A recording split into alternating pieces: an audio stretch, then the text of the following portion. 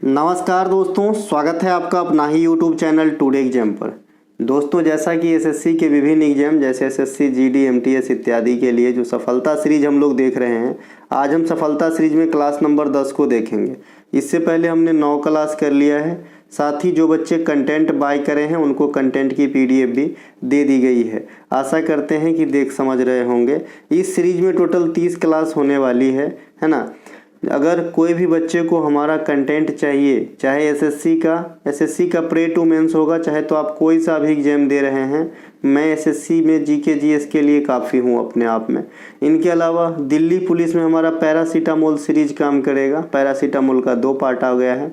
इनके अलावा रेलवे की किसी भी एग्जाम में लिए परीक्षा दर्पण 3 एग्जाम को झेला है, अच्छा खासा रिजल्ट दिया है, खास करके साइंस पोर्शन। इसके अलावा बिहार पुलिस दरोगा एसएससी बिहार का, इसके लिए भी कंटेंट अवेलेबल है, तो आप लोग ले सकते हैं और अपने जर्नी को सुगम बना सकते हैं। चलिए शुरू करते हैं आज का ये क्लास। पहले 25 क्वेश्चन क्यूज के फॉर्मेट में है, जिसे हम एक्स्ट्रा फैक्ट के साथ समझेंगे। इसके बाद हम मेन क्लास पे लौटेंगे। अभी देखिए रात के बज रहे हैं 11:15, ठीक है, 11:15 बज रहे हैं। और मैं आपके लिए जब अपनी सब कुछ त्याग सकता हूँ, तो आपको भी खुद का सफल होना है तो मेहनत करना होगा। क्योंकि मैं इसलिए रात में जाग के ये वीडियो बना रहा हूँ। आजकल मेरी खुद की जो है बहुत ज़्यादा टफ ड्यूटी हो गई है, तो दिन में छुट्टी नहीं मिल पाती है। तो अभी ये सोने का जो टाइम है 6-7 घंटा, इसके कटौती करके दिन भर में जब मौका मिलता है तब एक प्रश्न, आधा प्रश्न ऐसे लिख के कंटेंट जोड़ता हूँ। उसके बाद जो है फिर टाइप करते घर आके, और करते करते रात हो जाता है, तो आप लोगों के लिए वीडियो लेकर के आता हूँ, ठीक है। तो थोड़ा सा हमारा भी कद्र कीजिएगा, है ना। हम इसलिए नहीं कि मैं आपका सहानुभूति बटोरना चाहता हूँ, इसलिए कि जो बच्चे मुझसे जुड़े हुए हैं उसमें मैं सिर्फ पढ़ाता नहीं हूँ रे, मैं पढ़ाने के साथ साथ तुम्हें ज़िंदगी जीना, संघर्ष करके कैसे जियोगे, कैसे अपने दुख को छोटा समझ के उसको बहुत छोटा कर दोगे, है ना, ये भी सिखाता हूँ, है ना। तो हमारे टच में सिर्फ पढ़ना सीखा तो नहीं सीखा कुछ, हमारे टच में रहने से आपने ज़िंदगी जीना भी सीखा, तब मैं समझूंगा कि आपने कुछ सीखा। चलिए शुरू करते हैं आज का ये जर्नी। पहला जो प्रश्न है, अंतर्राष्ट्रीय ओलंपिक समिति में किस खेल को 2028 के लॉस एंजलिस में होने वाली ओलंपिक में हरी झंडी दे दी है। सबसे पहले 2028 में जो ओलंपिक खेल होगी ये आपका लॉस एंजलिस में होगी। 2032 में जो आपका ओलंपिक होगी ये आपका ब्रिस्बेन के अंदर होगी। ब्रिस्बेन ऑस्ट्रेलिया के अंदर है, ब्रिस्बेन। और 2020 वाला जो हुआ था वो 21 में हुआ था, और कहाँ पे हुआ था, टोक्यो जापान में हुआ था। तो 2028 के ओलंपिक में आपको पहली बार नजर आएंगे cricket, baseball, softball, flag football, वैसे क्रिकेट की वापसी हो रही है, फ्लैग फुटबॉल, स्क्वैश और लैक्रोस, ये 5 खेल आपको देखने को मिलेगा जो मेडल इवेंट में शामिल होंगे।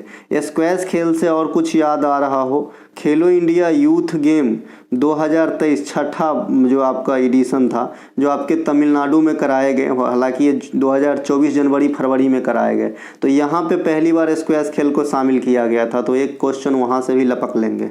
जनगणना 11 के अनुसार सबसे बड़ा जनजातीय समुदाय इंडिया का कौन सा है, तो भील है। एक जमाना था जब गोंड हुआ करता था, ठीक है। और सबसे ज़्यादा जो ये जनजातीय समुदाय निवास करते हैं ये एमपी के अंदर निवास करते हैं।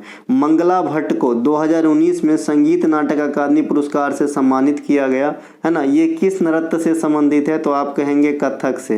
देखिए भाटे सरनेम भी कथक नृत्य में जाएंगे, जैसे समा भाटे, रोहिणी भाटे, ये जो किस में जाएंगे, ये भी कथक के अंदर जाएंगे। बाद बाकी महाराज सरनेम भी कथक के अंदर जाएंगे, कथक के अंदर, ठीक है। इसके अलावा प्रारूप समिति, सितारा देवी का नाम भी याद रखेंगे, है ना। प्रारूप समिति के भीमराव अंबेडकर के अलावा और कितने सदस्य थे, तो 6 गो, क्योंकि ये 6+1 वाला जो है आपका समिति था। भीमराव अंबेडकर से और क्या क्या चीज़ अपने को याद रखना है, आर्टिकल 32 को याद रखना है, इसे क्या कहे थे, संविधान का आत्मा। डीपीएसपी को याद रखना है, इसे क्या कहे थे, संविधान का उत्कृष्ट भाग, है ना। इनके अलावा 1932 याद रखना है, पूना पैक्ट, या जो है गांधी अंबेडकर समझौता के लिए। 1930, 31, 32 का जो है राउंड टेबल कॉन्फ्रेंस, जो 3 गो हुआ था गोलमेज सम्मेलन, इनमें भाग लेने हेतु इनको याद रखना है। इनके अलावा और संविधान का जो है निर्माता कहा जाता है, ये भी इनके लिए भी आपको ध्यान रखना है। तो ये कुछ एक बातें जो है आपको भीमराव अंबेडकर से याद रखना है। एक किताब का भी नाम रखना है, waiting for visa. Waiting for visa जो है इनके किताब के नाम है, तो ये भी ध्यान आपको रखना है। मौर्य काल में भू राजस्व विभाग का सर्वोच्च अधिकारी टैक्स संग्राहक को क्या कहा जाता था? समाहर्ता, है ना, समाहर्ता कहा जाता था टैक्स कलेक्टर को। 2023 अर्जुन पुरस्कार से सम्मानित अदिति गोपीचंद स्वामी का संबंध किस खेल से है? देखिए इसके कंफ्यूजिंग पेयर में आएंगे अदिति अशोक, है ना। जो अदिति अशोक हैं ये महिला गोल्फर हैं इंडिया का, है ना, और ये है आपका अदिति गोपीचंद स्वामी। तो जो गोपीचंद स्वामी है ये तीरंदाज है, आर्चरी, और जो अदिति अशोक है ये गोल्फर। किस राज्य केंद्र शासित प्रदेश में मुख्यमंत्री की नियुक्ति राष्ट्रपति करते हैं? दिल्ली और पुदुचेरी। दिल्ली और पुदुचेरी हो वो दो केंद्र शासित प्रदेश है जिसका अपना विधानसभा है, अन्यथा और किसी भी केंद्र शासित प्रदेश में विधानसभा नहीं है। इसका मतलब एक क्वेश्चन अगर मैं बना दूं कि किस विधानसभा के सदस्य भारत के राष्ट्रपति के चुनाव में भाग ले सकते हैं, तो आप कहोगे दिल्ली और पुदुचेरी का। वैसे राज्य के विधानसभा के निर्वाचित सदस्य तो भाग लेते ही हैं, लोकसभा और राज्यसभा के निर्वाचित सदस्य के अलावा, लेकिन केंद्र शासित प्रदेश में भी तो विधानसभा है, लेकिन सबके पास नहीं है। किसके पास है? दिल्ली और पुदुचेरी के पास। तो इनके विधानसभा के निर्वाचित सदस्य भी प्रेसिडेंट के चुनाव में भाग लेते हैं। बातों को रिलेट कीजिए। एशियाई पैरा गेम्स 2023 में भारतीय दल के ध्वजवाहक कौन थे? पारुल परमार, है ना, और अमित सरोहा। जो आपका पैरा गेम हुआ था यहाँ पे इंडिया को कितना पदक मिला था? एशियाई पैरा 2023 जो 2022 वाला ही है, हालांकि चेना में हुआ था, हांगझाओ में 111 मेडल मिला था। और एशियन गेम जो 2023 में हुआ है वहाँ पे भारत को 107 पदक मिला है। इकोनॉमी एंड सोसाइटी नामक पुस्तक के लेखक कौन है? Max weber. मैक्स वेबर जो है इकोनॉमी एंड सोसाइटी लेखक नामक जो पुस्तक है इनके लेखक हैं। ठीक है भाई। इनके अलावा त्रिवेंद्रम भी सुरेंद्रन का संबंध किस वाद्य यंत्र से है? तो ये मृदंगम बजाते हैं, मृदंगम, है ना। भारत में पश्चिमी घाट के मुख्य कृत्रिम बंदरगाह कौन से हैं? तो JNPT। और इंडिया का ये सबसे बड़ा कृत्रिम बंदरगाह है JNPT। इसका फुल फॉर्म भी पूछा जाता है, जवाहरलाल नेहरू पोर्ट ट्रस्ट होते हैं, बम्बई के अंदर है, पश्चिमी घाट में स्थित है। फ्लेमिंगो महोत्सव किस राज्य में मनाया जाता है? फ्लेमिंगो महोत्सव तो ये आपका आंध्र प्रदेश के नेल्लोर में मनाया जाता है। यहीं पर याद रख लेंगे लुम्बिनी महोत्सव, है ना, लुम्बिनी महोत्सव, है ना, लुम्बिनी महोत्सव ये भी आंध्र प्रदेश में ही मनाया जाता है ना। नेल्लोर किस लिए प्रसिद्ध है? आप लोग मुझे कमेंट करके बताएंगे नेल्लोर किस लिए प्रसिद्ध है ना। इनके अलावा ट्रिपल एंटीजन में कौन से 3 रोग की रोकथाम के लिए टीकाकरण किया जाता है? डिफ्थीरिया, कुकर खांसी और टेटनेस। आप लोगों को बता दूं कि अभी इंडिया में टीबी जागरूकता कैंप चलाया जा रहा है। ये भी मैं कैसे समझता, कल या परसों मेरे स्टेशन में भी आए थे इनके जो सदस्यगण हैं, इसमें डॉक्टर भी रहते हैं एक आध, है ना। तो टीबी जागरूकता कैंप चलाया गया है। ये 100 दिन में आपका जो है टीबी के बारे में लोग को अवेयर करते हैं, लोगों को जानकारी देते हैं। मैंने भी उसका कल या परसों ही समझा कि टीबी कई प्रकार के होते हैं, ऐसा नहीं कि खांसी हो रहा है तभी ये टीबी है। इन्होंने तो बताया कि भाई गांठ आ जाते हैं ना शरीर में ऐसे गोलू टाइप से, वो भी टीबी के लक्षण हो सकते हैं। तो मैंने परसों जाना, बड़ा आश्चर्य लगा। खैलो डॉक्टरी वाली बात है, मैं सिर्फ आपको ये बताना चाह रहा था कि टीबी जागरूकता के लिए 100 दिन का समय रखा गया। आजकल एग्जामिनर का कोई भरोसा नहीं है, कुछ भी पूछ देते हैं, है ना। इनके अलावा प्रसिद्ध सातवाहन वंश की राजकीय भाषा क्या थी? प्राकृत। प्राकृत बौद्ध का था कि जैन का? तो आप कहेंगे जैन का। क्या प्राकृत भाषा में और कुछ हुआ है? तो अशोक के शिलालेख भी तो मिले थे। इनके अलावा देश के तीसरे सर्वाधिक लोकसभा सीट किस राज्य में है? पश्चिम बंगाल में। पहला और दूसरा पे कौन आएगा? पहला पे आएगा सर उत्तर प्रदेश। कौन आएगा? उत्तर प्रदेश में लोकसभा के क्या गो सीट है? 80 गो सीट है ना। 547 में पूरा इंडिया और 80 गो खाली उत्तर प्रदेश का। बताइए कितना ज़्यादा है। प्रसिद्ध सर्किट कप का संबंध किससे है? तो गोल्फ से है। सर्किट कप का जो है संबंध गोल्फ से है, गोल्फ से। पश्चिमी विक्षोभ की घटना किस महासागर की देन है? तो भूमध्य सागर की जो है देन है, महासागर नहीं खाली सागर होगा, तो सही लिखा है, भूमध्य सागर में होगा। और ये भारत में शीतकाल के दौरान उत्तर पश्चिमी भारत में वर्षा कराता है, हरियाणा पंजाब के पास। डिस्पोजेबल पर्सनल इनकम से आप क्या समझते हैं? तो डिस्पोजल पर्सनल इनकम में जो आपका ग्रॉस इनकम है या फिर आपका जो इनकम है उसमें से डायरेक्ट टैक्स या इनकम टैक्स को ही डायरेक्ट टैक्स आप कह सकते हैं, क्योंकि डायरेक्ट टैक्स के फॉर्मेट में इनकम टैक्स आता है, उसको जब घटा देंगे तो उसे हम डिस्पोजेबल पर्सनल इनकम कहते हैं। आईसीसी अंडर 90 पुरुष वर्ल्ड कप के विजेता भारत में पहली बार कब बने? तो 2000 में। आईसीसी अंडर 90 वर्ल्ड कप पहली बार भारत कब जीता? 2000 में। अब तक कितनी बार जीते हैं भारत यह क्रिकेट टूर्नामेंट? तो 5 बार जीत चुके हैं। भारत में पहली बार परमाणु घर तारापुर की स्थापना कब किया गया था? 1969 में। 1969 में ही आपके इसरो की भी स्थापना होती है। और लगे हाथ डीआरडीओ का भी याद रखिएगा, 1958 में हुआ था। 1 जनवरी 1958 को डीआरडीओ की स्थापना हुई थी। बास्केटबॉल खेल में कोर्ट की चौड़ाई कितनी होती है? तो 15 मीटर होती है। मानचित्र पर 2 समान ऊंचाई वाले स्थान को जो मिलाने वाली रेखा होंगे उसे क्या कहते हैं? आइसोहाइप्स कहते हैं। एगो आइसोहाइट होता है जो आपको परेशान करेगा, तो आइसोहाइट जो है ना ये आपका समवर्षा वाला स्थान को मिलाने वाला है, जहाँ पे समान मात्रा में वर्षा होती हो। स्क्रॉल पेंटिंग का संबंध किस राज्य से है? राजस्थान से। चेरियल स्क्रॉल पेंटिंग तेलंगाना से में प्रसिद्ध है। तो यहाँ पे अगर स्क्रॉल खाली कहेगा तो राजस्थान होगा, चेरियल स्क्रॉल कहेगा तो तेलंगाना होगा। ठीक है। इनके अलावा बांग्लादेश भारत के कितने राज्यों के साथ अपनी सीमा साझा करती है? तो वो 5 राज्यों हैं जिनके साथ बांग्लादेश की सीमा लगती है। बांग्लादेश के साथ ही भारत की सबसे लंबी सीमा 4096.6 किलोमीटर की जो है स्थलीय सीमा लगती है ना। बांग्लादेश से तीनों तरफ से घिरा हुआ भारतीय राज्य त्रिपुरा है, ये भी पूछा जाता है। ऋषिकोंडा समुद्री बीच ये आपका आंध्र प्रदेश के अंदर हो जाएगा। ये हमारे प्रोडक्ट के इमेज हैं भैया। ये है रेलवे की एग्जाम को चमकाने के लिए परीक्षा दर्पण। इसे पढ़ने के बाद आपको इतने साइंस की समझ हो जाएगी जितने में एग्जाम कवर किया जा सकता है ना। बाद बाकी तो पूरी लाइब्रेरी में किताब पड़ी है पढ़ने के लिए। ये भैया मार्क बूस्टर, ये पैरासीटामोल 2.0 है। जिनको मार्क इन्हेंस करना है, ये पैरासीटामोल बुखार के जैसा है ना। जिस पे जैसे बुखार पे काम करता है वैसे ये जीके के बुखार पे काम करती है। ये सीजीएल मेंस स्पेशल है, आप लोग इसे मेंस को चमकाने के लिए ले सकते हैं। और ये हमारा फाउंडेशन जिसके वजह से लोग मुझे जानते हैं, ये है भैया ई बुक हमारा पैरासीटामोल 500 जो पहले आए थे सबसे पहले, है ना।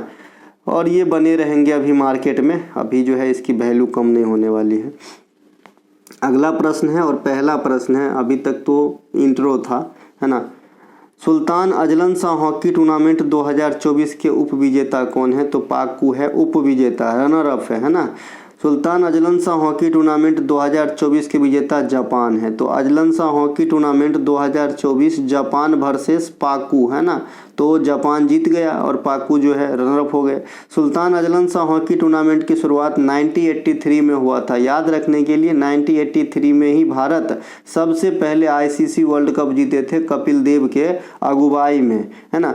शुरुआत जब ये शुरू हुआ था आपका अजलन शाह हॉकी टूर्नामेंट, तो ये बाइनियल हुआ करता था, अर्थात 2 साल में एक बार। लेकिन 1999 से इसे वार्षिक प्रतियोगिता अर्थात एनुअल कर दिया। भारत अब तक 5 बार सुल्तान अजलन शाह हॉकी टूर्नामेंट के विजेता रह चुके हैं। 1985 में आखिरी बार, 1985 में पहली बार, माफ़ कीजिएगा, और 2010 में आखिरी बार जो है भारत जीते थे। सुल्तान अजलन शाह हॉकी टूर्नामेंट में सर्वाधिक बार विजेता ऑस्ट्रेलिया है, यहाँ भी ऑस्ट्रेलिया नहीं जीने देंगे। सुल्तान अजलन शाह हॉकी टूर्नामेंट प्रतियोगिता कहाँ पे? मलेशिया में कराया जाता है। तो ये अजलन शाह हॉकी से हो गया। इसके कप भी पूछते हैं, डायरेक्ट पूछेगा अजलन शाह किससे संबंधित है? तो हॉकी से। निम्नलिखित में से जो है आपको मिलान करना है स्थापना वर्ष के साथ, और किसका जो है मिसमैच किया गया है वो आपको ढूंढना होगा। राष्ट्रीय महिला आयोग 1990 में ना हुआ था भाई, 1992 में हुआ था, है ना। 1992 में हुआ था, लेकिन जो 1990 में एक्ट आया था ना उसी के अनुसार हुआ था। तो यहाँ पे एक्ट तो पूछा नहीं है, यहाँ पे राष्ट्रीय महिला आयोग का गठन कहेंगे तो 1992 होगा, क्योंकि अन्य सभी ऑप्शन जो है गठन के संदर्भ में मैच किया गया। जैसे भारतीय ओलंपिक समिति 1927 दोराबजी टाटा के द्वारा, भारतीय कृषि अनुसंधान परिषद 1929, भारतीय खेल प्राधिकरण 1984। तो ये वाला जो है 90 को काट के इससे हम 1992 करेंगे, तब जो है राइट मैच हो जाएगा, है ना। इसके अलावा राष्ट्रीय महिला आयोग अधिनियम 1990 के तहत राष्ट्रीय महिला आयोग की स्थापना 1992 में हुआ था। वर्तमान अध्यक्ष अब ये हट गई है, अब रहाटकर मैडम हो गई है ना, रहाटकर मैडम। अभी 2 दिन पहले ही पढ़ाया था रेखा शर्मा जी के बाद, अभी मुझे याद नहीं तो मैं रेखा शर्मा को रिप्लेस कर देता, खैर कोई बात नहीं, है ना। ये जो है रेखा शर्मा अब इस पोस्ट पे नहीं है। राष्ट्रीय महिला आयोग के वर्तमान अध्यक्ष जयंती पटनायक जी थी, इन्हें भी ध्यान रखेंगे, मैं इसे जो है शुद्ध करके दूंगा। राष्ट्रीय महिला आयोग के द्वारा डिजिटल शक्ति 4.0 कार्यक्रम की शुरुआत की गई। नाबार्ड के द्वारा ई शक्ति योजना शुरू की गई। एगो डिजिटल शक्ति है जो राष्ट्रीय महिला आयोग चलाता है, और एगो ई शक्ति है जो स्वयं सहायता समूह पर लागू होती है। डिजिटलकरण से संबंधित है, ये स्वयं सहायता समूह जो होता है उस पर, है ना। तो ये आपका नाबार्ड चलाता है। भारतीय ओलंपिक समिति की स्थापना 1927 में दोराबजी टाटा के द्वारा किया गया था। पहला अध्यक्ष भी दोराबजी टाटा साहब ही थे, और वर्तमान अध्यक्ष पीटी उषा मैडम है जो इस संघ में प्रथम महिला अध्यक्षा भी हैं। भारतीय खेल प्राधिकरण Sai sports authority of India, इसकी स्थापना 1984 में किया गया था। इसके पदेन अध्यक्ष भारत के प्रधानमंत्री होते हैं। बीसीसीआई की स्थापना 1928 में किया गया था। हेडक्वार्टर मुंबई में है। प्रथम अध्यक्ष आर ग्रेंट गोवन रहे थे। वर्तमान अध्यक्ष रोजर बिनी है, और वर्तमान सचिव जो है जय शाह है। ये जय शाह को दिसंबर 2024 के अंदर, है ना, ये आईसीसी का अध्यक्ष बना दिया गया है इसे। तो एक क्वेश्चन करेंट अफेयर से ये भी आ रहा है आपके एग्जाम में, आईसीसी के नए अध्यक्ष चुने जाने वाले। ऑप्शन में बहुत विदेशी का भी नाम रहेगा, लेकिन जय शाह का भी नाम रहेगा। Indian council of agriculture research ICAR की स्थापना 1929 में imperial council of agriculture research के नाम से किया गया था। केंद्रीय कृषि मंत्री इस समिति के अध्यक्ष होते हैं, तो इन्हें भी ध्यान रखेंगे। जनमन योजना, प्रधानमंत्री जनमन योजना कुल कितने मंत्रालय के द्वारा संयुक्त रूप से क्रियान्वित किए जाते हैं? अर्थात ये कोई एक मिनिस्ट्री का योजना नहीं है, इसमें कई सारे मिनिस्ट्री इंक्लूड है। तो आपको बताना है कितने मिनिस्ट्री इसके ऊपर काम करते हैं। पीएम जनमन तो 9 गो, है ना। इस योजना की शुरुआत 2023 नवंबर में प्रधानमंत्री नरेंद्र मोदी के द्वारा झारखंड से किया गया था। पीएम जनमन योजना का पूर्ण रूप प्रधानमंत्री जनजातीय आदिवासी न्याय महाअभियान है। इस योजना की प्रमुख उद्देश्य कमजोर जनजातीय समूह की सामाजिक आर्थिक स्थितियों में सुधार करना है। यह योजना केंद्र सरकार के 9 विभिन्न मंत्रालयों के द्वारा जो है चलाया जाता है। ये कितने तथ्यों पे जो है अपना लक्ष्य रखा है? तो 11 तथ्यों को ध्यान केंद्रित करता है, ये ध्यान रखेंगे। पीएम सूर्य घर मुफ्त बिजली योजना या प्रधानमंत्री सूर्योदय योजना की शुरुआत फरवरी 24 में किया गया था। रूफटॉप योजना, कुसुम योजना इत्यादि भी सोलर व्यवस्था से संबंधित है। अब पीएम सूर्य घर बिजली योजना जो है, इसके तहत 300 यूनिट तक बिजली जो है फ्री दिया जाता है। ये एक VVI पॉइंट इसमें ऐड कर लीजिएगा, हालांकि मैं ऐड करके दे दूंगा। प्रधानमंत्री विश्वकर्मा योजना की शुरुआत 2023 में किया गया था। ये विश्वकर्मा योजना जो है एक आर्थिक लाभ होती है जो कारीगरों को दिया जाता है, जैसे बढ़ई हो गया, और भी स्वर्णकार हो गए, और भी कई सारे कारीगर हैं। इसके अलावा प्रधानमंत्री कौशल विकास योजना, इसकी शुरुआत हुई थी 2015 में, है ना। इसकी 3.0 की शुरुआत हो गई है 2021 में, मतलब 3.2, 2.0 ये सब क्या है? ये सब किसी चीज़ की सेकेंड फेज है। क्या है भैया? सेकेंड फेज है। जैसे पैरासीटामोल 500 हमारा, फिर पैरासीटामोल 2.0, तो ये क्या है? सेकेंड फेज है ना। प्रधानमंत्री मुद्रा योजना की शुरुआत 2015 में किया गया था। प्रधानमंत्री श्री योजना 2022 में स्टार्ट किया गया था। प्रधानमंत्री आदि आदर्श ग्राम योजना ये आपका जो है 2022 में किया गया था। स्वच्छ भारत योजना की शुरुआत 2014 में। स्वच्छ भारत मिशन शहरी 2.0 की शुरुआत 2021 में की गई। अब यहाँ भी स्वच्छ भारत मिशन जो शहरी वाला है उसके 2.0 यानी सेकेंड वर्जन जो है 2021 में स्टार्ट करा गया है। प्रधानमंत्री उज्ज्वला योजना की शुरुआत 2016 में हुआ था, LPG कनेक्शन वाला है। और प्रधानमंत्री उज्ज्वला 2.0 की शुरुआत 2021 में हुई। तो आजकल एग्जाम में ना 2.0 वाला ज़्यादा चोट करता है एग्जामिनर, ठीक है। इनके अलावा कोल्लम चित्रकला का संबंध किस राज्य से है? देखो, एगो 12 कोलम चावल भी होता है। मैं खुद 12 कोलम चावल खाता हूँ, है ना। 12 कोलम चावल ये होता है सर महाराष्ट्र के अंदर। महाराष्ट्र में जो है ये चावल काफ़ी चलते हैं और ये मैं 58 रुपये से ख़रीद रहा था, अब ये हो गया भैया 75 रुपया किलो, है ना। ये 75 रुपये केजी चलता है अभी। तो ये बड़ा कोलम चावल होता है। ये है भैया कोल्लम चित्रकला, ये तमिलनाडु में होते हैं। कोल्लम चित्रकला तथा तंजौर चित्रकला ये दोनों के दोनों हो जाएंगे तमिलनाडु राज्य से। मधुबनी पेंटिंग हमारे गाँव घर से है, तो ये बिहार से हो जाएगा, मिथिला रीजन का है ये। इनके अलावा गूलर, कांगड़ा तथा पहाड़ी चित्रकला ये सभी के सभी आपको चले जाएंगे हिमाचल प्रदेश में। गूलर पेंटिंग, पहाड़ी चित्रकला और कांगड़ा ये सभी चले जाएंगे हिमाचल प्रदेश में। बर्ली लोककला पेंटिंग, रंगोली पेंटिंग ये आप आ जाएंगे कहाँ पे, महाराष्ट्र के अंदर आ जाएंगे, है ना। फुलकारी लोककला ये पंजाब से संबंधित है। कलमकारी लोककला और मुगलू ये आंध्र प्रदेश से संबंधित है। फर चित्रकला और मंडाना चित्रकला ये राजस्थान से संबंधित है। सुरैती तिलंगा चित्रकला ये मध्य प्रदेश से संबंधित है ना। इनके अलावा कसूती चित्रकला ये कर्नाटक राज्य से संबंधित है। कालीघाट पेंटिंग ये कोलकाता अर्थात पश्चिम बंगाल से संबंधित है। चिकनकारी के लिए उत्तर प्रदेश के लखनऊ और भी कई शहर है, लेकिन लखनऊ सबसे जो है प्रसिद्ध है। जरी कार्य के लिए गुजरात के नवसारी, सूरत इत्यादि प्रसिद्ध है। तो ये कुछ कला हैं जिनका जो है स्थान बताने का काम करा हूँ। मेजर ध्यानचंद खेल रत्न पुरस्कार पाने वाली प्रथम महिला खिलाड़ी कौन है, तो कर्णव मल्लेश्वरी को ही सबसे पहले 1995 में मेजर ध्यानचंद खेल रत्न अवार्ड दिया गया था, जो आगे चल के 2000 ईस्वी में भारत के लिए ओलंपिक में व्यक्तिगत पदक जीतने वाली प्रथम महिला बनी। कौन भैया, कर्णव मल्लेश्वरी। तो ओलंपिक में पदक जीतने वाली प्रथम भारतीय महिला कर्णव मल्लेश्वरी हैं। मेजर ध्यानचंद खेल रत्न अवार्ड की शुरुआत जो है 1991-92 से हुआ था।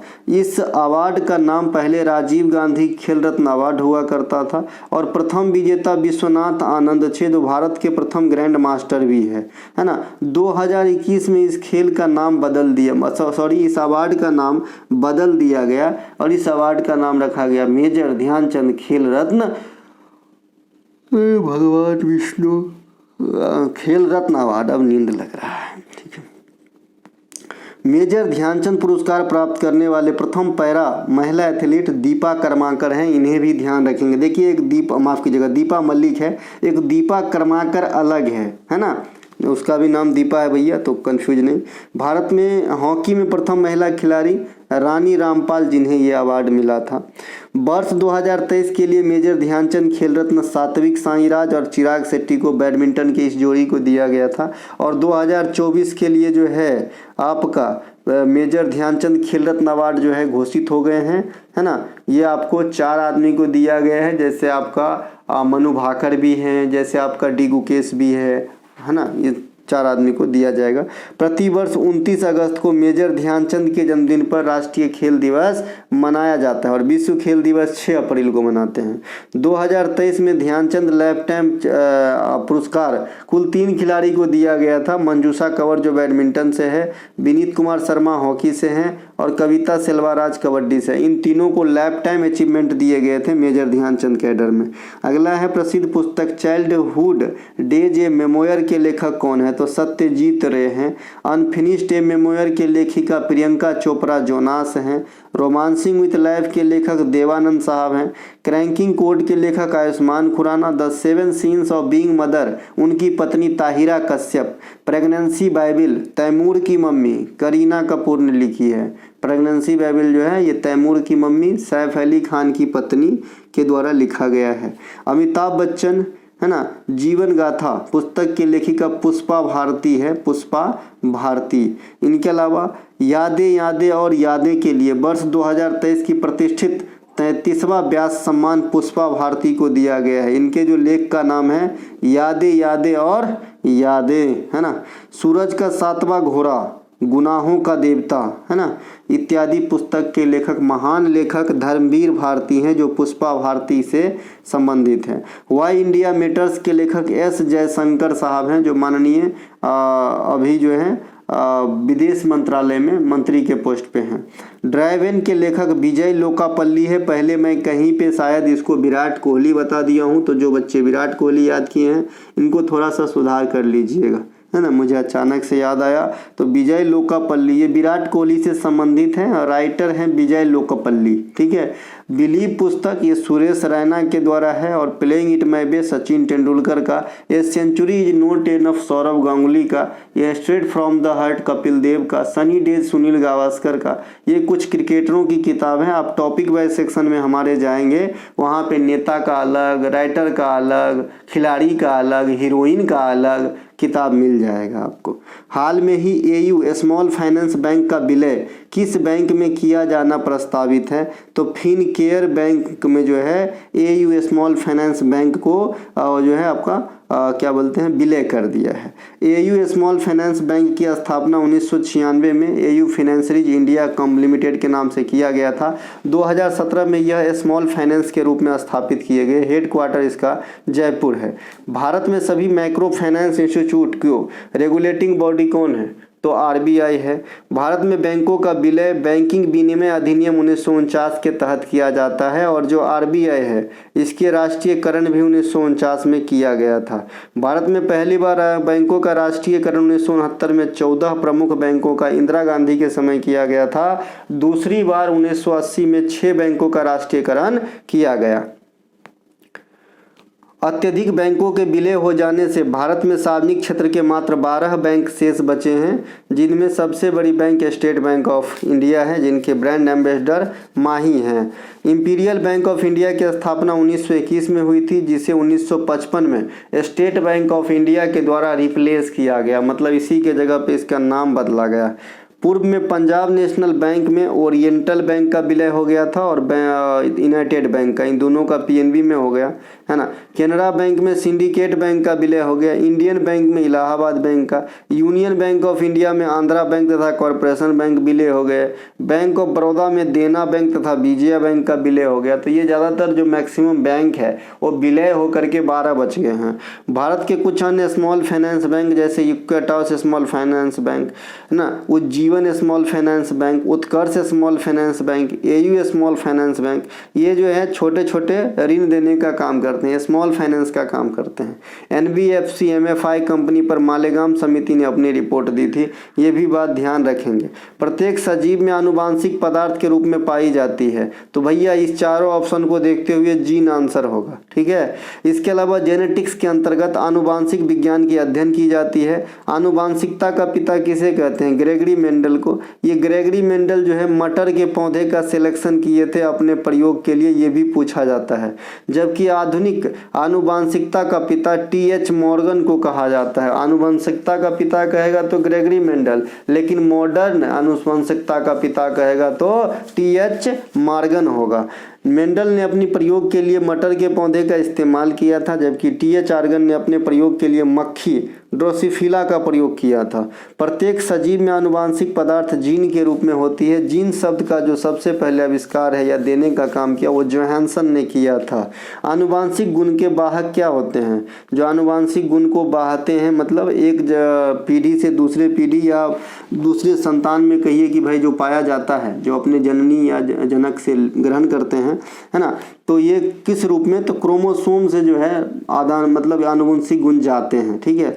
मानव में 23 गो जोड़ी क्रोमोसोम होते हैं, है ना, और जो 22 एक्स होते हैं ये तो कॉमन होते हैं 22 जोड़ी, और 23वां जोड़ी जो है ये आपका डिफरेंट होता है। जो मेल में एक्स और वाई वर्जन होते हैं और फीमेल में खाली एक्स से होता है। तो एक्स तो फिक्स है, ये फीमेल का है।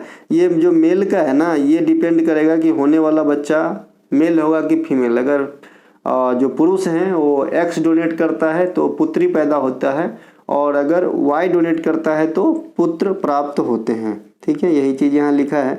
प्रत्येक सजीव में आनुवांशिक इकाई डीएनए, इसका फुल फॉर्म होता है डॉक्सीरिबोन्यूक्लिक एसिड, है ना। इसे सजीवों का ब्लूप्रिंट कहा जाता है। आरएनए राइबोन्यूक्लिक एसिड, है ना। व्हिटकर ने सजीव जगत को 5 भागों में बांटा था, और अभी मैंने पिछले क्लास जो मेंस का क्लास नंबर 20 था वहाँ पे इन 5 का वर्णन कर दिया हूँ। आशा करता हूँ मैं बहुत लिमिट पढ़ाता हूँ, तो मेरे द्वारा पोस्ट किए गए वीडियो आप देखते होंगे, ठीक है। Animal, plants, fungi, bacteria, protista, इन 5 भागों में जो है बांटा गया है। लोकसभा के मानसूत्र सत्र की अवधि कब से कब तक होती है? तो जुलाई से सितंबर जो है ये मानसून सत्र की अवधि है। वर्ष में लोकसभा के 3 सत्र आयोजित किए जाते हैं। बजट सत्र जो फरवरी से मई के बीच आपका चलता है, मानसूत्र सत्र जो जुलाई से सितंबर के मध्य, और शीतकालीन सत्र जो नवंबर से दिसंबर के मध्य चलती है। पहली लोकसभा की चुनाव 1951-52 में किया गया था। लोकसभा का प्रथम सत्र के प्रभाव 13 मई 1952 को आया था। पहले लोकसभा चुनाव में कुल 14 दल शामिल हुए थे। लोकसभा हो चाहे राज्यसभा, कब अस्तित्व में आया इंडिया में? तो आप कहेंगे 1952 में। भारतीय संविधान के अनुच्छेद 79 में संसद से संबंधित चीज़ों को प्रावधान किया गया है। वहीं पर बताया गया है कि जो लोकसभा है ये संसद के निम्न सदन होंगे। ठीक है, भारत का संसद मिलके बनते हैं राज्यसभा, लोकसभा और राष्ट्रपति से। ठीक है, राज्यसभा को अपन अपर सदन कहते हैं, इसमें एंट्री के लिए न्यूनतम 30 वर्ष चाहिए। लोकसभा को निम्न सदन कहते हैं, इसमें सदस्यता के लिए न्यूनतम 25 वर्ष चाहिए। राष्ट्रपति बनने हेतु न्यूनतम 35 वर्ष होनी चाहिए, है ना। संसद से संबंधित आर्टिकल 79, राज्यसभा से 80 और लोकसभा से 81 जो आर्टिकल है ये ताल्लुकात रखते हैं। नोट अनुच्छेद 79 के अनुसार ही लोकसभा निम्न सदन होंगे भारतीय संसद का। लोकसभा में अधिकतम 550 सीट हो सकती है। वर्तमान में 17वीं लोकसभा, 18वीं लोकसभा कर लीजिएगा, है ना। 18वीं लोकसभा जो है ये आपका 2024 से 2029 तक चलेगी। और किसकी सरकार है भैया? बीजेपी की। लोकसभा में स्पीकर की नियुक्ति जो है लोकसभा के सदस्यों के द्वारा ही किया जाता है ना। इसके अलावा कोई विधेयक, धन विधेयक है या नहीं, इसकी अंतिम निर्णय लोकसभा के अध्यक्ष अर्थात स्पीकर के द्वारा दिया जाता है। प्रथम लोकसभा के अध्यक्ष जो थे ये गणेश वासुदेव मावलकर थे तथा उपाध्यक्ष अनंत संयम थे। लोकसभा में प्रथम महिला अध्यक्ष मीरा कुमार। लोकसभा में सबसे अधिक दिन तक अध्यक्ष के रूप में कार्य करने वाले बलराम जाखड़। 17वीं लोकसभा के अध्यक्ष ओम बिरला। 18वीं लोकसभा के अध्यक्ष ओम बिरला। तो ये ध्यान रखेंगे। इनके अलावा लोकसभा में कार्यवाही हेतु गणपूर्ति कुल सदस्य का 10वां भाग होना चाहिए, है ना। जैसे अभी 543 है तो उसके 10वां भाग कितना? 500 और 40 का 10वां भाग करोगे तो कितना होगा भैया? 4। तो कम से कम जो है 50 और 4 54, कम से कम 56 के करीब सदस्य होनी चाहिए। इनके अलावा संसद के निम्न सदन लोकसभा का कार्यकाल, ये माफ़ कीजिएगा एक सेकेंड, अच्छा सही लिखा है। संसद के निम्न सदन लोकसभा का कार्यकाल एकमात्र बार 6 वर्षों के लिए बढ़ाया गया था 42वां संविधान संशोधन 1976 में। हमको क्या लगा कि लोकसभा में 6 वर्ष का कार्यकाल बता रहा है। प्रधानमंत्री लोकसभा में बहुमत दल के प्राप्त नेता होते हैं। प्रधानमंत्री की नियुक्ति भारत के राष्ट्रपति के द्वारा अनुच्छेद 75 के अनुसार करे जाते हैं। लोकसभा को समय से पूर्व भंग करने वाले अधिकारी कौन है? एकमात्र राष्ट्रपति। संसद के संयुक्त अधिवेशन को भारत के राष्ट्रपति के द्वारा बुलाए तो जाते हैं लेकिन अध्यक्षता कौन करते हैं? स्पीकर के द्वारा किया जाता है। आरुषि मुदगल का संबंध किस नृत्य से है? तो ये ओडिसी से है। ओडिसी नृत्य देवदासी परंपरा से निर्मित नृत्य है ना। नृत्य को आधुनिक स्वरूप में लाने तथा पुनर्जीवित करने का श्रेय गुरु केलुचरण महापात्रा को दिया जाता है। गुरु केलुचरण महापात्रा को 1974 में पद्मश्री, 1988 में आपका पद्म भूषण और 2000 ईस्वी में पद्म विभूषण दिया गया था। गुरु केलुचरण महापात्रा 1994 में ओडिसी नृत्य प्रशिक्षण हेतु सृजन नामक स्कूल की भी रचना की, जो कहाँ पे है? आपका उड़ीसा में है ना। ओडिसी नृत्य के अन्य प्रमुख कलाकारों में आएंगे महापात्रा सरनेम जो भी है उनको देख लेंगे। मीनाती मिश्रा, कुमकुम मोहंती, इलियाना सिस्टारिस्टी, ये विदेश मूल के हैं। इंद्रानी रहमान कई और नृत्य करती है लेकिन ओडिसी भी कर लेती है। किरण सहगल, सोनल मानसिंह ये भी कई नृत्य कर लेती है। संयुक्ता पनिगिरी, रानी कर्ण, दुर्गा चरण, रणवीर सुरेंद्र नाथ जेना, गुरु गंगाधर प्रधान, गुरु मायाधर राउत, माधवी मुदगल, ये सभी के सभी ओडिसी नृत्य से संबंधित है। भारत के 8 शास्त्रीय नृत्य कौन कौन से हैं? तो कुचिपुड़ी है ना। आंध्र प्रदेश, कथकली केरला, मोहिनी अट्टम केरला सिर्फ महिलाएं भाग लेती हैं। कथक उत्तर भारत, मणिपुरी मणिपुर, ओडिसी ओडिशा, सत्रिया असम सबसे लेटेस्ट, है ना। तो ये जो है 8 शास्त्रीय नृत्य आपके सामने है। ट्रिक, महाराज सरनेम कथक में जाएगा, सिंह सरनेम मणिपुरी में जाएगा, या झावेरी बहन भी मणिपुरी में जाएगा। रेड्डी सरनेम कुचिपुड़ी में जाएगा। बोरबयान सैकिया सरनेम सत्रिया में जाएगा। तो ये छोटा सा ट्रिक है जो काम तो करता है। 19वें एशियाई खेल 2023 में भारत ने किस खेल में 41 साल बाद स्वर्ण पदक प्राप्त किया? तो ये है घुड़सवारी। एशियाई खेल की शुरुआत 1951 दिल्ली से हुई थी। भारत में दूसरी बार एशियाई खेल 1982 में हुआ था। भारत को एशियाई गेम 1982 में आखिरी बार घुड़सवारी में गोल्ड मेडल मिला था, जो अब इस बार मिला है ना। 2026 में एशियाई खेल का आयोजन जापान की नगोया में होगा, इसे भी ध्यान रखेंगे। 2023 में एशियाई खेल का आयोजन चीन में कराया गया।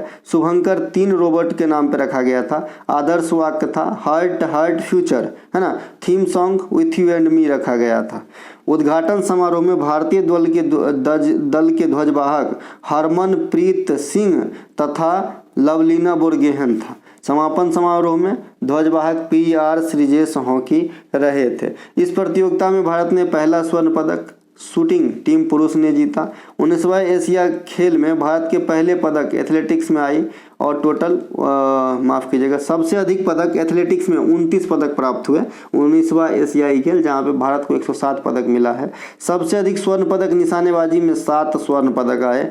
भारत को कुल 107 पदक प्राप्त होते हुए चौथा स्थान हासिल हुआ है। देखिए कोई बच्चा कंफ्यूज हो रहा होगा, ये है भैया पैरा एशियन पैरा खेल, है ना, 2023 में हुआ। और नीचे जो आप देख रहे हैं 111 पदक मिला है, ये एशियाई पैरा है ना, और 107 वाला मेन एशियाई खेल है। ठीक है, उल्टा बोला गया था।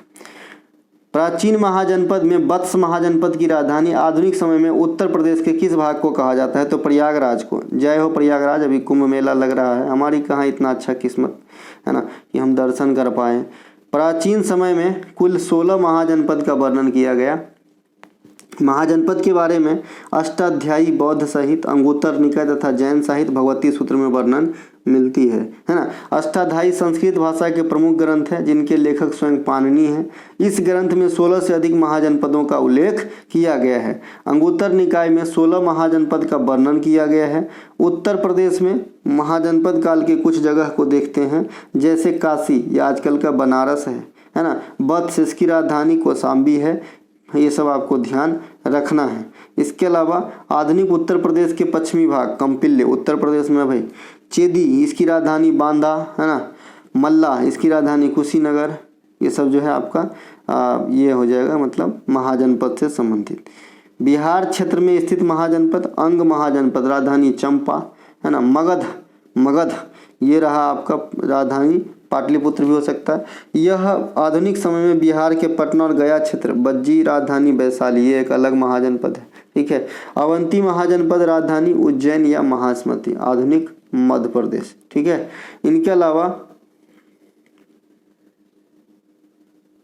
नेक्स्ट है संयुक्त सैन्य अभ्यास IMT ट्रिलेट 2024 भारत के अलावा और कौन से 2 देशों के बीच आयोजित किए गए?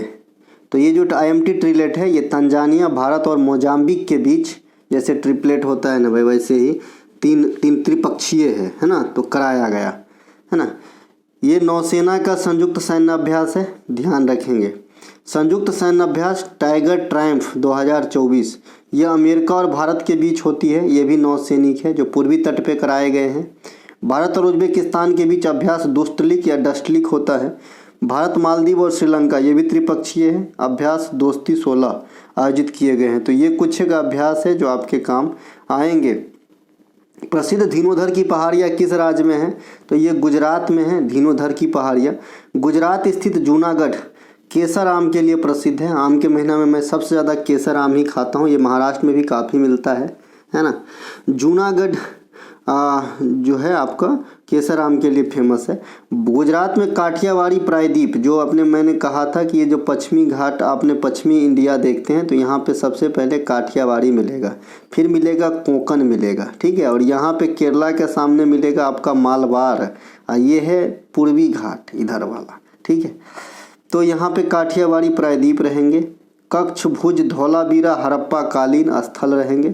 मोढेरा का सूर्य मंदिर रहेंगे। पालिताना का जैन मंदिर रहेंगे। सोमनाथ मंदिर रहेंगे। गिर राष्ट्रीय उद्यान, बंसदा नेशनल पार्क, लोथल हड़प्पा कालीन स्थल, स्टेचू ऑफ यूनिटी इत्यादि। श्वेत क्रांति की शुरुआत भी गुजरात में। तो ये सब गुजरात को हम इसलिए जानते हैं। ठीक है। इसके अलावा मुंद्रा पोर्ट भी गुजरात में ही रहेगा, मुंद्रा पोर्ट, है ना, ध्यान रखेंगे। गुजरात में भद्रेश्वर जैन मंदिर, मंडावी बीच, शिवराजपुर बीच, ये सभी के सभी गुजरात के अंदर है। प्रसिद्ध इलायची पहाड़ी ये केरल में है, जिसे अन्नामलाई पहाड़ी भी कहा जाता है। पश्चिमी घाट की सबसे ऊंची चोटी अन्नामलाई ही होगा। प्रसिद्ध नीलगिरी की चोटी तमिलनाडु में है। यहाँ पे पूर्वी घाट और पश्चिमी घाट आके जो है मिलती है ना। प्रसिद्ध बराबर का गुफा ये बिहार में है, बराबर का गुफा। बोरा का गुफा अरकू घाटी आंध्र प्रदेश में है। भीमबेटका का गुफा, बाघ गुफा, उदयगिरी का गुफा, चंद्रगिरी का गुफा, ये सभी के सभी मध्य प्रदेश राज्य में स्थित है। ये उदयगिरी का गुफा जो है ये आपके ओडिशा में भी है सेम नाम से। दिलवारा का जैन मंदिर ये माउंट आबू राजस्थान में है, इन्हें भी ध्यान रखेंगे। जल शक्ति मंत्रालय के प्रथम जल स्रोत गन्ना में सबसे अधिक जल स्रोत किस राज्य में चिन्हित किए गए हैं? तो पश्चिम बंगाल में सबसे अधिक जल स्रोत की जो है फैसिलिटी है। ग्रामीण विकास मंत्रालय ने जलदूत एप्लीकेशन विकसित किया है। अब इससे पूछा जाता है कि ये जलदूत एप्लीकेशन किस मिनिस्ट्री का है, तो आप कहेंगे ग्रामीण विकास मंत्रालय का। तो ये क्या करता है जलदूत एप्लीकेशन? ये कुआं इत्यादि में जल स्तर, जल का जो लेयर है उसको मापता है। जल शक्ति मंत्रालय के द्वारा कुल भारत के कुल लगभग 24.5 लाख जल स्रोत की गणना की गई, जिसमें 97% ग्रामीण क्षेत्रों में पाई गई।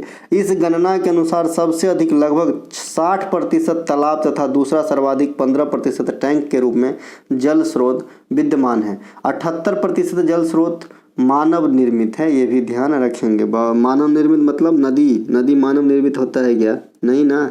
नदी मानव निर्मित मतलब तालाब, कुआं इत्यादि। जल स्रोत गणना के अनुसार सर्वाधिक 5 राज्य जहां पे ज़्यादा जल स्रोत मिले हैं: पश्चिम बंगाल, उत्तर प्रदेश, आंध्र प्रदेश, ओडिशा और असम। सबसे कम जल स्रोत की गणना सिक्किम राज्य में की गई है। सिक्किम में सबसे कम जनसंख्या भी है। पश्चिम बंगाल में सबसे अधिक तालाब स्थित है ना। जल संरक्षण में सबसे पहला स्थान महाराष्ट्र राज्य का है। और सबसे पहले जल संरक्षण, जो वर्षा का जल संरक्षण अनिवार्य करने वाला राज्य बना था तमिलनाडु। ये बात भी ध्यान रखेंगे कि भाई जो वर्षा का जल है उसकी संचय करना जो कंपलसरी किया गया था वो सबसे पहले तमिलनाडु में। पूर्णतः हर घर जल वाला राज्य गोवा है ना। और पूर्वोत्तर में राज्य में अरुणाचल प्रदेश पहला हर घर जल वाला राज्य बना था। राष्ट्रीय नाट्य विद्यालय की स्थापना कब किया गया था? 1959 में। संगीत नाटक अकेडमी 1953। इंदिरा गांधी राष्ट्रीय कला केंद्र 1985। साहित्य अकादमी 1954। लोक कला अकादमी 1954। कथक सेंटर 1964। तो ये जो है कुछ इंस्टीट्यूट है। भारत के 85वें ग्रैंड मास्टर कौन है? अभी लास्ट यही है 85वें grand master P Shyam Nikhil.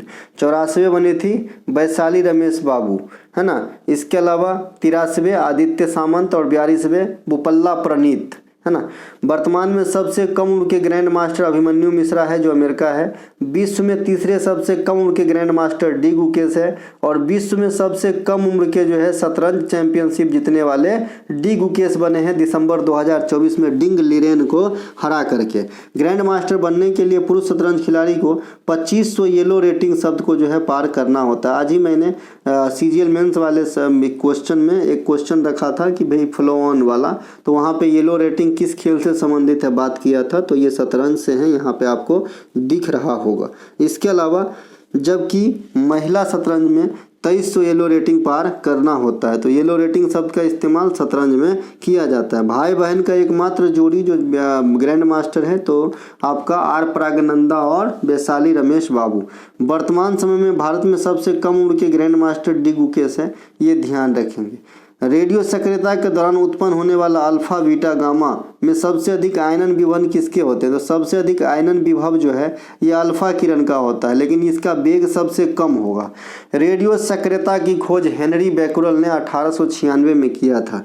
Radio सक्रियता का मात्रक बैकुरल होता है, जबकि एसआई मात्रक क्यूरी बाय रदरफोर्ड होता है। रेडियोधर्मी किरणों के उत्सर्जन के बाद सभी प्राकृतिक रूप से जो है सीसा में रिप्लेस हो जाता है।